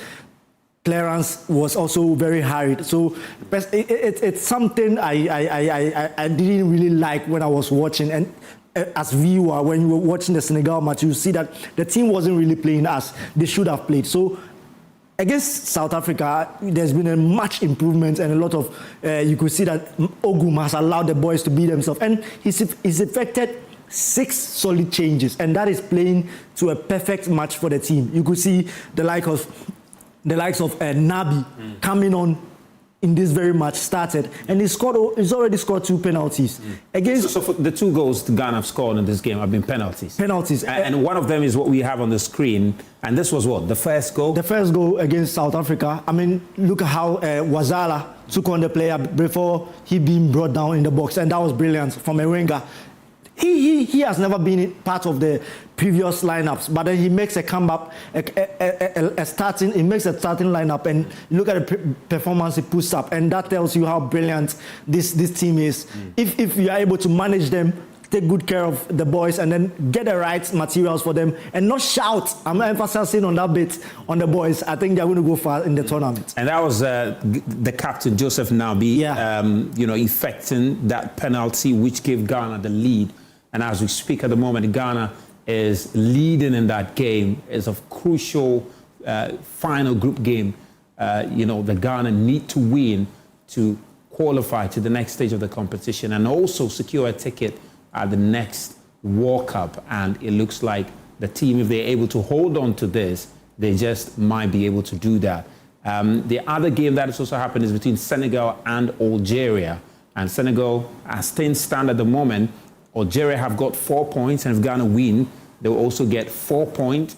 And South Africa have got 3 points, and Senegal is also on 3 points. So that is the dynamics as far as the standings are concerned. Senegal is leading by 6, Algeria by 4, Ghana 4, and then South Africa 3. So Senegal is leading against Algeria at the moment. Yeah, he's leading against Algeria at the moment, and they are sitting top of the table. If Ghana manages to beat South Africa, then we have our place secured in the top 3 position of the table. And the top 3 are automatically qualified. If we are able to get our place in there, then we have real chances of qualification to the World Cup. And I think that should be the goal and then the objective for this team. The second half, take risk, make sure you push on every chance you get, and then you're good to go. Well, that's Joseph Ayinga-Walter there, and we'll be bringing more update in terms of what happens in that very game. Well, currently underway, the Ghana Football Association is unveiling former captain of the Black Stars, Asamoah Gyan, as ambassador for all national teams. That event is currently underway here in Accra. Well, earlier, the association also, along with Metro Mass Transit Limited, unveiled a partnership agreement aimed at revolutionizing Ghana's transportation for Ghana's national football teams, domestic football competitions, and supporters across the country. Here is the president of the association, Ketu Kreku, spelling out the details of that partnership. Today is a special day for our national teams. We love our domestic football, but we are also aware of the inherent challenges that our fans face in their attempt not only to offer energy to our domestic players, but to entertain and to enjoy domestic football. We are fully aware of the challenges they face in getting to our various stadia.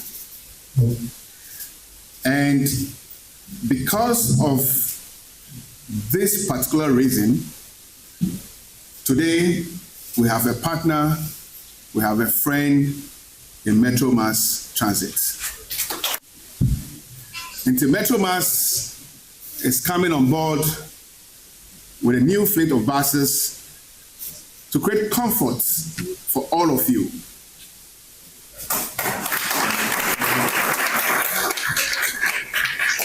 They will not only create comfort, but the buses will be very affordable.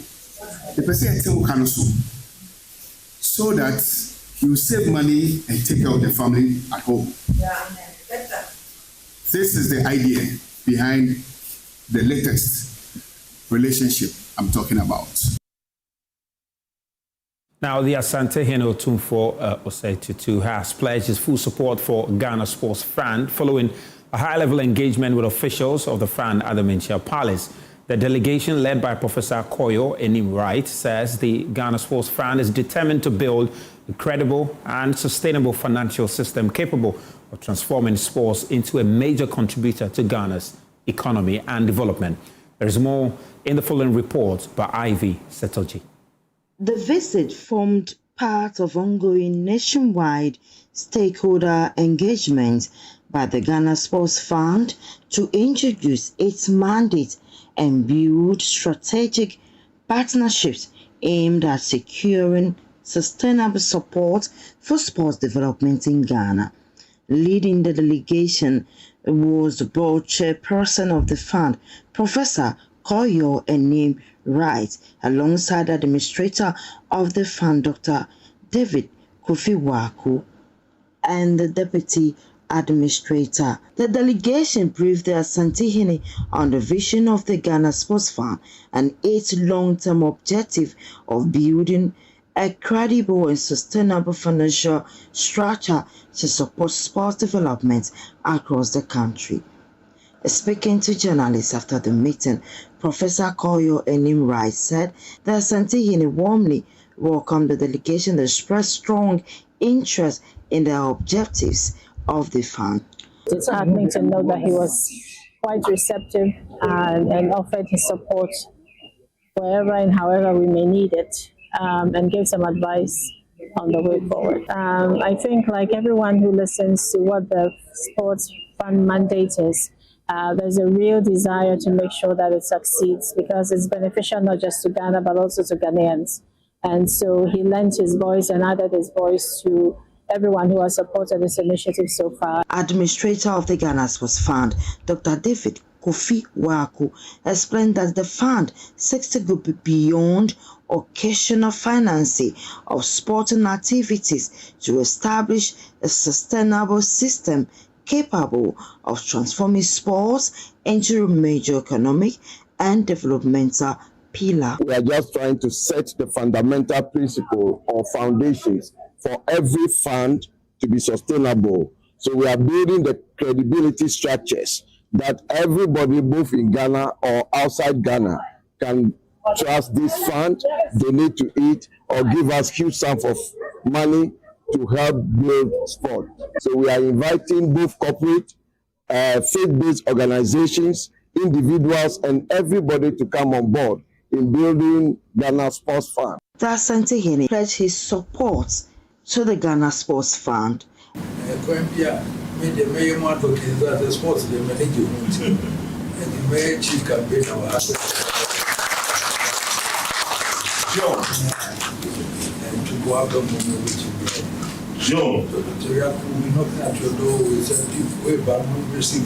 Receive this one. But so anything that we can do to support you, I can assure you it's very Ivy Setoji, JoyNews, Kumasi. Now, nominations have been closed for the Ghana Boxing Authority elections set to take place on June 4 this year. In a statement released earlier today, Ivan Bruce Kujo and Rabon Dodu are set to be the only contestants for the presidency. Also, Ernest Ofori and Roger Bano will vie for the position of first vice president.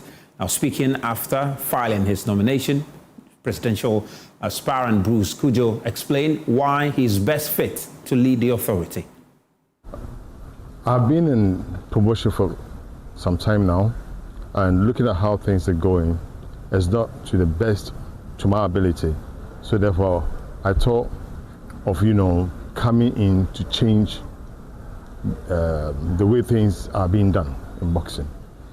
That is the main reason why I have kind of ushered myself to be the president of GBA. Looking at how things are going currently or previously, for now there's no GBA. One, when they're organizing fight, the way it's organized is not the best. Looking at trainers, boxers, coming to medicals and all those stuff, it's not well done. So it is my prayer that as I'm taking the north to become the GBA president, I'll try and streamline all those very things to be done properly. Boxing is something that can generate a lot of revenue for this country. In time past, we all know how Azuma and Elson and then Ikwoti and the others were doing their best to kind of lift the image of Ghana to the world stage. Today, few of them have done it. Agbeko, Joshua Korte, and some of the boxers have done that. But it is not very encouraging. And it's something that if I should have the nod, I'll make sure those things are put in right perspective. And the World Aquatics has rejected attempts by Ghana Sports Ministry and the National Sports Authority to withdraw recognition of the Ghana Swimming Association, warning that interference could affect the country's participation in international competitions. Well, reacting to this latest development, the Sports Minister Kofi Addo revealed plans to engage the international body to ensure the ongoing dispute with the Swimming Association is resolved. We have initiated a process to reach out to them because from their response, it is very clear that they did not have understanding of the issues.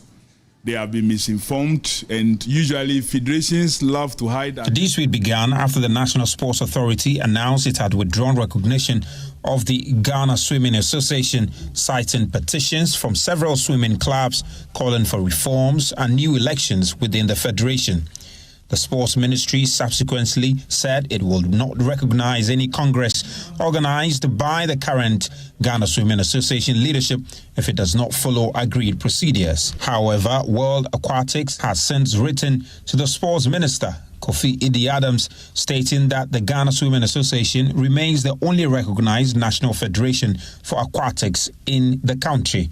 The international body also warned that government interference could have consequences for Ghanaian athletes, noting that any exertion of such interference in the operational affairs of the Swimming Association could jeopardize the participation of Ghanaian athletes in international aquatic events, including the Olympic Games. Despite attempts by the ministry to get the international body to accept a stabilization committee to handle the affairs of the Swimming Association, World Aquatics rejected the idea, insisting that the existing association and its leadership remain the sole body to handle the affairs of swimming activities in the country. Meanwhile, the minister, while reacting to this latest development, indicated his willingness to engage all relevant stakeholders to ensure that the ongoing dispute is resolved amicably. Interference does not include getting federations to operate within the laws of a country. And these IFs have always told the national federations that you are to operate within the laws of the countries where you exist. And so we will be engaging the World Aquatics to let them understand where it all. The Sports Minister Kofi Addo there. Well, Aston Villa are currently leading 3-0 against Freiburg and on course to clinch their first European major trophy in over 40 years. Well, that game has ended, and Aston Villa are champions of the Europa League. And of course, Unai Emery, their head coach, is the one who has now won at least 5 Europa trophies. Well, come 30th of May, Arsenal will be looking to clinch their first ever Champions League trophy when they face Paris Saint-Germain in the Champions League final. And that game will be witnessed at the Aviation Social Center, marking this year's Hit FM Rep Your Jersey. So all of you are duly invited to the Aviation Social Center to witness a day of history and to see if Arsenal will make the double. Hit FM Rep Your Jersey, 30th of May at the Aviation Social Center. You are duly invited. Thank you very much for your company tonight. We'll be back same time tomorrow.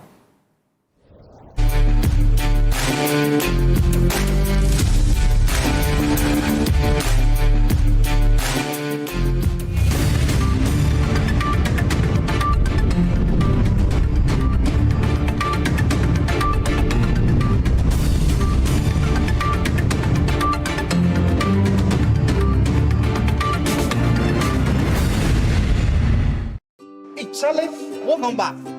The malaria really knocked you down, eh? Charlie, no joke. fever, headache, vomiting, loss of appetite. I couldn't even eat my usual fufu. You and your fufu. But I hope you got tested before the malaria treatment. Yes, I did. And thanks to Malatu, I kicked out malaria one time. When malaria strikes, take Malatu, containing artemether and lumefantrine. Comes in tablets and suspension for effective treatment of malaria. Great to have you back. Thank you. No problem. Malatu is suitable for adults and children. Manufactured and distributed by NS Chemist Limited. This advertisement has been vetted and approved by the FDA. Hi, it's me. The one you poke, sip, and hopefully love. I'm your small reminder that growing up doesn't mean growing out of me. Trends come and go, but you still reach for me. I'm not just a drink, I'm that little sip that reminds you life can still be sweet. Calipo fruit juice drink, making sweet memories. This advert is FDA approved. Game on. Confirm your participation. Place bets on sport. Get a free bets and weekly cashback. Take part in the prize drawings. Use promo code to get welcome bonus. Hello, my name is Pamela from Customer Service. Please revalidate your account by texting your Ghana card number to 0500,247. Hey, Abili, wabadim. Madam, give me the numbers behind your ATM card. I'm calling from the head office. An email was delivered across to our customers this morning. Confirm if this is your bank account. 100,100,100. Thanks for sending your bank card details. Send the OTP now to avoid cancellation. EcoBank will never call, email, send an SMS asking for your PIN, OTP, bank card, or Ghana card details. Don't get played. EcoBank, the Pan-African Bank. Hello, please, I'm calling from Customer Experience Center.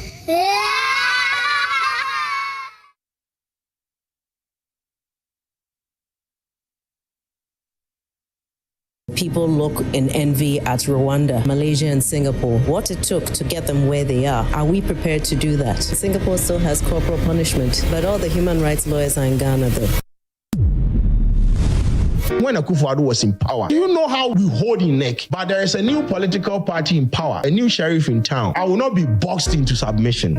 No matter how much money you give to a poor mind, they will go back broke. If I have to sleep with somebody for my rent, sleep with somebody to get a car, sleep with somebody who's going to give me the dress, are you not tired?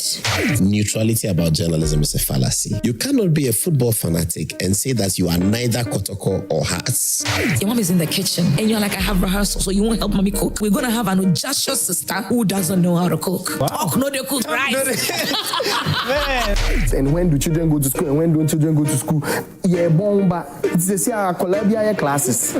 You don't always have to win when it comes to pageants or competitions. You don't always have to win. You don't always have to but win. You entered because you wanted to. Exactly.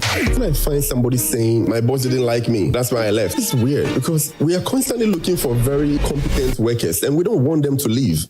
Where do you get this love to give? That's a very deep one. For some of us, we don't have anybody to confide in. So the next person is the wrong person. No matter how we feel like we are superstars or we're artists, we're human. I will never be able to please everybody. My dad left when I was a little younger, but of course, to work for us. Mine abandoned my mom. Yeah. I was not even 1 year old when this happened. So the only image of him I have is a picture. I opened the door to his room. And the man that I've been eating with, the man I've been dancing with, he was lying on a stretcher.